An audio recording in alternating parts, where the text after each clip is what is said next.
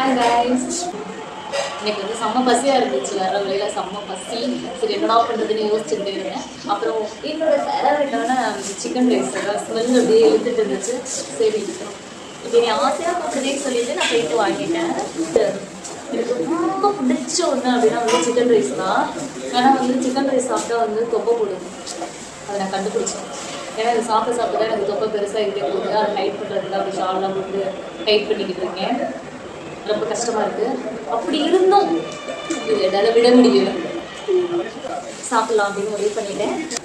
எனக்கு எப்படி chicken rice எந்த அளவுக்கு பிடிக்கும் அப்படின்னா வந்து ஒரு லிப்ஸ்டிக் வாங்கினா கூட சார் 100 கொடுத்து லிப்ஸ்டிக் வாங்குறதுக்கு அழகாக ஒரு 100 ரூபாய்க்கு சிக்கன் ரைஸ் வாங்கிருக்கலாமே அப்படின்னு யோசிப்பேன். அந்த அளவுக்கு வந்து எனக்கு சிக்கன் ரைஸ் வந்து ரொம்ப பிடிக்கும்.